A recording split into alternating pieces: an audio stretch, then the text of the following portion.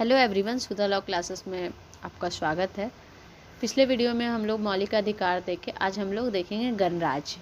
गणराज्य भी एक बहुत महत्वपूर्ण टॉपिक है। गणराज्य होता क्या है ये हम लोग को समझना बहुत ज़रूरी है, तो हम लोग आज गणराज्य देखते हैं। गणराज्य का मतलब गैर राजशाही प्रकार की सरकार। यह एक ऐसा देश होता है जहाँ की शासन तंत्र में आम जनता में से कोई भी व्यक्ति देश का सर्वोच्च पद पर आ सकता है। गणराज्य को गणतंत्र भी कहा जाता है। गणराज्य शब्द दो शब्दों से मिलकर बना है, गण और राज्य। इसका मतलब है गण या जनता द्वारा नियंत्रित राज्य शासन। दोस्तों, गणराज्य का मतलब है गैर राजशाही प्रकार की सरकार। मतलब राजशाही सरकार का नियोजन में राजा का सरकार नहीं है, राजा का शासन नहीं होना। गणराज्य एक ऐसा देश होता है जहाँ का जो शासन तंत्र है वो आम जनता में से कोई भी व्यक्ति देश का पद हासिल कर सकता है, देश को चला सकता है।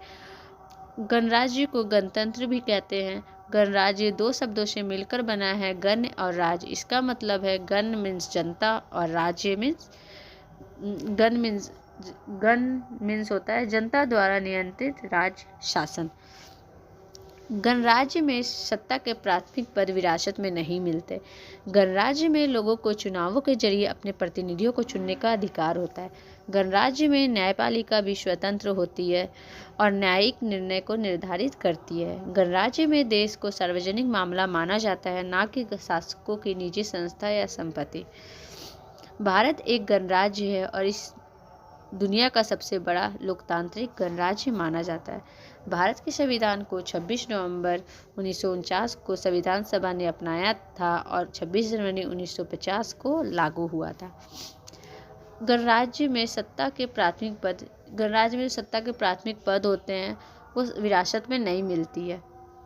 लोगों के चुनाव के जरिए एक प्रतिनिधि चुने जाते हैं, चुनने का अधिकार होता है और वो व्यक्ति ही जो चुने जाते हैं वही व्यक्ति देश का सर्वोच्च पद पाता है। गणराज्य में न्यायपालिका भी स्वतंत्र होती है, आज़ाद होती है, वो न्यायिक निर्णय को निर्धारित कर सकती है। गणराज्य में देश को एक सार्वजनिक मामला माना जाता है, ना कि निजी संपत्ति या संस्था। भारत एक गणराज्य है, इस दुनिया का सबसे बड़ा लोकतांत्रिक गणराज्य माना जाता है। भारत एक गणराज्य है और इसे दुनिया का सबसे बड़ा लोकतांत्रिक गणराज्य माना जाता है। क्यों माना जाता है? क्योंकि यहाँ पे हम लोग अपना प्रतिनिधि खुद चुनते हैं। जनता है हम लोग और हम लोग अपने प्रतिनिधि खुद चुनते हैं, इसलिए ये गणराज्य। यहाँ कोई भी राजशाही सरकार या राजशाही शासन व्यवस्था प्रणाली नहीं है। यहाँ पे गैर राजशाही सरकार होती है और ये प्रणाली है। तो दोस्तों, आज के लिए बस इतना ही। मैं कल फिर मिलूंगी नए वीडियो के साथ। तब तक के लिए नमस्कार।